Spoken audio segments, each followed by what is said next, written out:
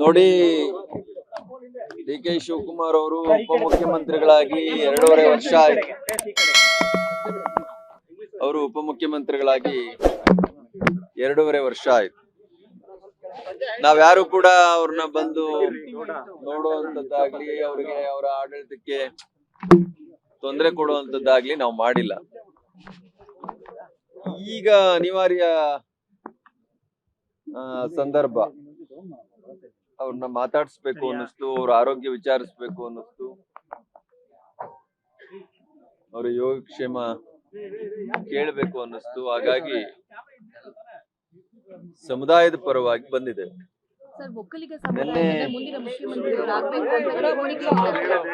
ಈಗ ಅದನ್ನೇ ನಾನು ಹೇಳಿ ಕೊಟ್ಟಿದ್ದೇವೆ. ನಿಧಾನ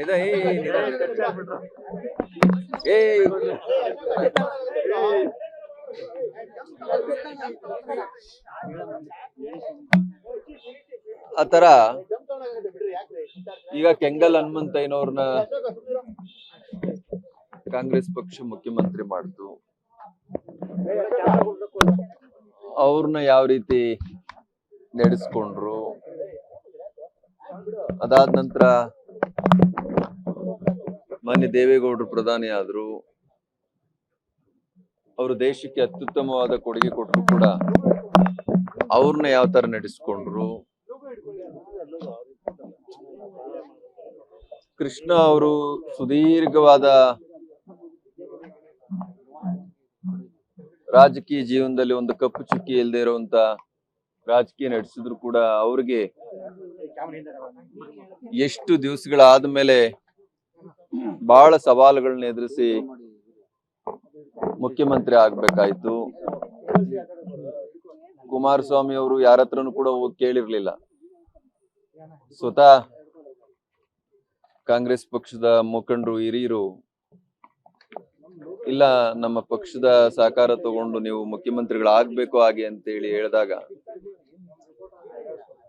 ಅವರು ಮುಖ್ಯಮಂತ್ರಿಗಳಾದ್ರು.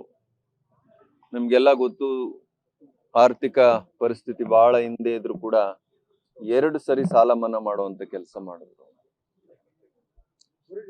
ಅದಾದ ನಂತರ ಶಿವಕುಮಾರ್ ಅವರು, ಅವರ ಪಕ್ಷದ ನಿಷ್ಠೆಯನ್ನು ಯಾರು ಕೂಡ ಪ್ರಶ್ನೆ ಮಾಡಕ್ಕಾಗೋದಿಲ್ಲ. ನಮ್ಮ ಸಮುದಾಯದ ಅಗ್ರಗಣ್ಯ ನಾಯಕರಲ್ಲಿ ಶಿವಕುಮಾರ್ ಅವರು ಕೂಡ ಒಬ್ರು. ಅವರು ಆ ಪಕ್ಷಕ್ಕೆ ಕೊಟ್ಟಂತ ಕೊಡುಗೆ ಮತ್ತು ಅವರ ಪಕ್ಷ ನಿಷ್ಠೆಗೆ ಅವರು ಅನುಭವಿಸಿದಂತ ನೋವು ಬಹುಶಃ ಆ ಪಕ್ಷದ ಇತಿಹಾಸದಲ್ಲೇ ಯಾರು ಕೂಡ ಅಷ್ಟು ನೋವುಗಳನ್ನ ಅನುಭವಿಸ್ಲಿಲ್ಲ ಪಕ್ಷ ನಿಷ್ಠೆಗಾಗಿ. ಆ ಸಂದರ್ಭದಲ್ಲಿ ಅವ್ರಿಗೆ ಬಹಳ ಇಕ್ಕಟ್ಟಿನ ಪರಿಸ್ಥಿತಿನಲ್ಲಿ ಅಧ್ಯಕ್ಷ ಸ್ಥಾನವನ್ನ ಕೊಟ್ಟರು ಕೂಡ ಅದೊಂದು ದೊಡ್ಡ ಸವಾಲು ಆಗಿ ಅಂತೇಳಿ ಸ್ವೀಕಾರ ಮಾಡಿ, ಅವರು ರಾಜಿ ಸ್ವಭಾವದ ಮನುಷ್ಯ ಆಗಿದ್ರೆ ಇವತ್ತು ರಾಷ್ಟ್ರ ಮಟ್ಟದ ರಾಜಕಾರಣಿಯಾಗಿ ರಾಷ್ಟ್ರ ಮಟ್ಟದಲ್ಲಿ ಕೂಡ ಅವರು ಅಧಿಕಾರ ಅನುಭವಿಸಬಹುದಾಗಿತ್ತು. ಆತ ಸ್ವಾರ್ಥಿ ಅಲ್ಲ ಮತ್ತು ನಿಯತ್ತನ್ನ ಎಲ್ಲೂ ಕೂಡ ಬಿಟ್ಟುವಂತ ವ್ಯಕ್ತಿ ಅಲ್ಲ. ಇದೆಲ್ಲ ಲಾಯಲ್ಟಿ ಕೂಡ ಅವರ ಪಕ್ಷ ಮತ್ತು ಸೋನಿಯಾ ಗಾಂಧಿ, ರಾಹುಲ್ ಗಾಂಧಿ ಅವರ ಕುಟುಂಬಕ್ಕೆ. ಬಹಳ ಸವಾಲುಗಳನ್ನ ಎದುರಿಸಿ ನನಗೆ ಶಿವಕುಮಾರ್ ಅವ್ರು ಸಿಕ್ಕಾಗ ಹೇಳ್ತಾ ಇದ್ರು ಎಲೆಕ್ಷನ್ ಟೈಮಲ್ಲಿ, ಸುರೇಶ್ ನನ್ನ ಬೈತಾರೆ, ನೀವು ದುಡ್ಡೇ ಇಲ್ದಿದ್ರೆ ಯಾಕೆ ಎಲೆಕ್ಷನ್ ಫೇಸ್ ಮಾಡ್ತೀನಿ ಅಂತ ಹೇಳ್ತೀರಾ ಅಂತ. ಬಹಳಷ್ಟು ಆಸ್ತಿಗಳನ್ನು ಕೂಡ ಕಳ್ಕೊಂಡು, ಇವತ್ತು ಅವ್ರಿಗೆ ಅನುಕೂಲ ಇರಬಹುದು, ಅವತ್ತು ಆಸ್ತಿಗಳನ್ನ ಕೂಡ ಮಾರಾಟ ಮಾಡಿ ಅವರ ಪಕ್ಷವನ್ನ ಅಧಿಕಾರಕ್ಕೆ ತರುವಂತ ಕೆಲಸವನ್ನ ಮಾನ್ಯ ಮುಖ್ಯಮಂತ್ರಿಗಳಾದಂತ ಸಿದ್ದರಾಮಯ್ಯನವರ ಸಹಯೋಗದೊಂದಿಗೆ ಇವತ್ತೊಂದು ಸುಭದ್ರ ಸರ್ಕಾರವನ್ನ ತಂದು ನಿಲ್ಲಿಸಿದ್ದಾರೆ. ನಾವು ಕೇಳೋದು ಇಷ್ಟೇನೆ, ಅವರ ಮಾತುಕತೆಗಳು ಏನೇ ಇರಲಿ, ಈಗ ಇಂದ ಅಂತ ಹಂಗಾದ್ರೆ ಒಕ್ಕಲಿಗರು ಬ್ಯಾಕ್ವರ್ಡ್ ಕ್ಲಾಸ್ ಅಲ್ವೇನು? ಒಕ್ಕಲಿಗರು ಹಿಂದುಳಿದ ವರ್ಗದಿಂದ ಬಂದವರಲ್ವೇನು? ಅದರ್ ಬ್ಯಾಕ್ವರ್ಡ್ ಕ್ಲಾಸ್ ಅಲ್ಲಿ ಒಕ್ಕಲಿಗರಿಲ್ವೇನು?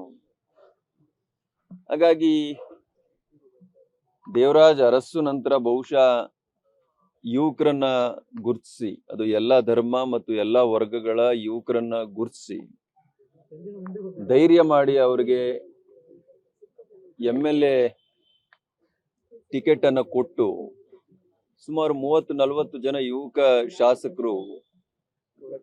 ಶಾಸಕರ ಆಗ್ಲಿಕ್ಕೆ ಅವಕಾಶ ಮಾಡಿಕೊಟ್ಟಂತವ್ರು ಶಿವಕುಮಾರ್ ಅವರು. ಆ ಧೈರ್ಯ ಬಹಳ ಕಷ್ಟ, ಯಾರನ್ನು ಆ ಎಕ್ಸ್ಪೆರಿಮೆಂಟ್ ಮಾಡೋದಿಲ್ಲ ಇವತ್ತಿನ ರಾಜಕೀಯ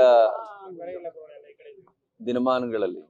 ಅದರಿಂದ ದೇವರಾಜ್ ಅರಸು ಬಿಟ್ರೆ ಬಹುಶಃ ಅಂತ ಒಂದು ದೊಡ್ಡ ಸಾಹಸವನ್ನ ಇವ್ರು ಮಾಡಿದ್ದಾರೆ. ಮತ್ತೆ ದೇವೇಗೌಡರು ಕೂಡ ಆ ತರದ ಒಂದು ಪ್ರಯೋಗಗಳನ್ನ ಮಾಡಿ ಯಶಸ್ವಿ ಆದಂತವ್ರು. ಅದಕ್ಕೆ ನಾವು ಹೇಳುವಂಥದ್ದು, ಎಲ್ಲ ವರ್ಗಗಳಿಗೂ ಕೊಡುಗೆ ಕೊಟ್ಟಿರುವಂತ ಶಿವಕುಮಾರ್ ಅವರು ಮೊದಲನೇ ಅವಧಿಗೆನೆ ಮುಖ್ಯಮಂತ್ರಿ ಆಗ್ತಾರೆ ಅಂತೇಳಿ ನಾವೆಲ್ಲ ಭಾವಿಸಿದ್ವು. ಆದ್ರೆ ಅವರ ಪಕ್ಷದ ಹಿರಿಯರು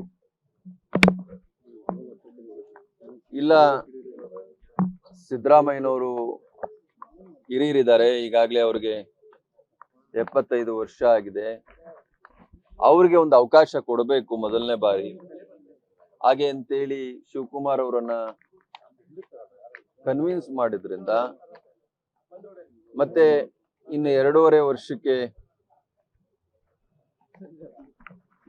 ನೀವು ಮುಖ್ಯಮಂತ್ರಿ ಆಗ್ರಿ ಹಾಗೆ ಅಂತೇಳಿ ಅವ್ರ ಹೈಕಮಾಂಡ್, ನಾನು ಸಿದ್ದರಾಮಯ್ಯನವ್ರನ್ನ ಹೇಳಲ್ಲ, ಅವ್ರ ಹೈಕಮಾಂಡ್, ಅವ್ರ ಪಕ್ಷದ ಹಿರಿಯರು ಮಾತು ಕೊಟ್ಟಿದ್ರಿಂದ ಹೌದಾ ಬಂದ್ರ ಮಾತು ಕೊಟ್ಟಿದ್ರಿಂದ ಇವತ್ತು ಎಲ್ಲ ವರ್ಗ ಮತ್ತು ಸಮಾಜ ಶಿವಕುಮಾರ್ ಕೂಡ ಮುಖ್ಯಮಂತ್ರಿಗಳಾಗ್ಲಿ ಹಾಗೆ ಅಂತೇಳಿ ಬಯಸ್ತಾ ಇದ್ದಾರೆ. ಹೋಗ್ಬೇಕು ಗಾಡಿ, ಹೈಕಮಾಂಡ್ ಏನಾದ್ರು ಭೇಟಿ ಮಾಡ್ತೀರಾ ಅಂತ ಆ ತರದ ಸಂದರ್ಭ ಏನು ಸೃಷ್ಟಿ ಆಗಿಲ್ಲ. ಲೇಟೆಸ್ಟ್ ಹಾಗೂ ಇಂಟ್ರೆಸ್ಟಿಂಗ್ ಸುದ್ದಿಗಳಿಗಾಗಿ ಬಾಸ್ ಟಿವಿ ಕನ್ನಡ ಚಾನೆಲ್ನ ಸಬ್ಸ್ಕ್ರೈಬ್ ಮಾಡಿ, ಹಾಗೆಯೇ ಬೆಲ್ ಐಕಾನ್ ಪ್ರೆಸ್ ಮಾಡಿ. ಇದರ ಜೊತೆಗೆ ಫೇಸ್ಬುಕ್, ಇನ್ಸ್ಟಾಗ್ರಾಮ್, ಎಕ್ಸ್ ನಲ್ಲೂ ಮಿಸ್ ಮಾಡದೆ ಫಾಲೋ ಮಾಡಿ.